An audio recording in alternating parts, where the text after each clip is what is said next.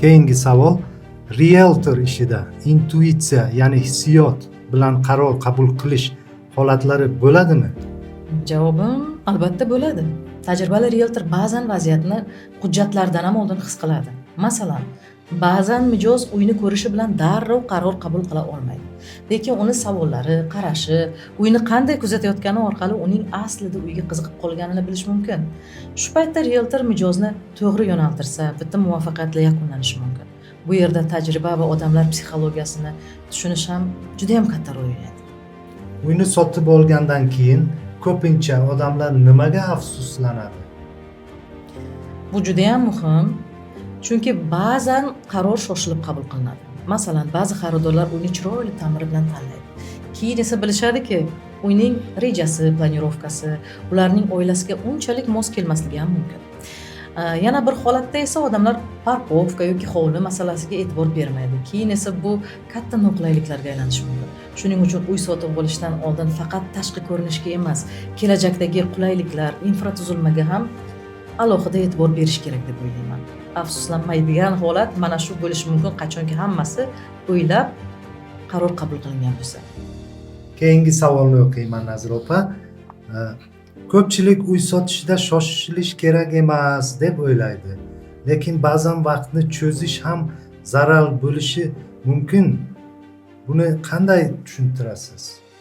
Qiziq savol bo'ldi. Haqiqatan ham bu juda qiziq holat. Ko'p uy egalari shunday o'ylaydi. Balki ertaga yanada qimmatga sotaman. Lekin bozor doim bir xil turmaydi. Masalan, bir uy egasi 3 yil oldin yaxshi taklifni rad etgan. U $5000 ga ko'proq sotmoqchi bo'lgan edi. Lekin vaqt o'tib, ko'chmas mulk bozorida aynan mana shu xonadon sotilayotgan hududda yangi uylar ko'payib ketgan, talab pasaygan. Natijada o'sha uyning egalari avvalgi taklifdan ham arzonroqqa sotishga majbur bo'lib qolgan. Shuning uchun realtorning vazifasiga faqat reklama qilish emas, balki bozor vaziyatini mijozlarga to'g'ri tushuntirish ham kiradi. Sizningcha uy sotish yoki sotib olishda eng to'g'ri qaror qabul qilish uchun odamlar nimaga tayanishlari kerak? Nimaga tayanishlari kerak bo'ladi? Eng to'g'ri qaror 3 ta omilga tayanadi. Birinchisi, ma'lumot. Inson bozorni qanchalik yaxshi tushunsa, qaror ham shunchalik to'g'ri bo'ladi. Ikkinchisi, sabr. Shoshilib qabul qilingan qarorlar ko'pincha keyinchalik muammo keltirib chiqaradi. Uchinchisi, professional maslahat.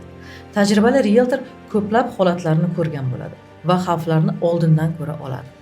Masalan, bir realtor orqali mijozimiz hujjatlarni ko'tarib keldilar ofisga va hoziroq sotishim kerak dedilar uylarni.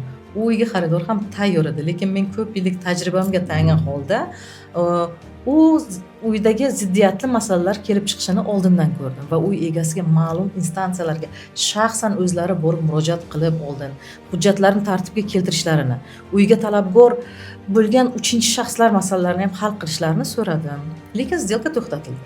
Men realtorimni ko'ziga yomon bo'lib ko'rindim. Chunki pishirdim deb o'ylagan ishi bo'lmay qoldi. Aynan shu xonadon ravna 1 yil o'tib, ko'plab sud jarayonlarini boshdan o'tkazib, keyingidan hujjatlar sotuvga mutlaq tayyor bo'ldi. Va o'sha mendan xafa bo'lgan realtorim menga rahmat aytdi. Yaxshiyam jarayonni vaqtida to'xtatibsiz. Bo'lmasa shuncha bosh og'riq xaridorimning zimmasiga tushgan bo'lardi, dedilar. Shuning uchun uy masalasida to'g'ri qaror qabul qilish birgalikda ishlash orqali osonroq bo'ladi.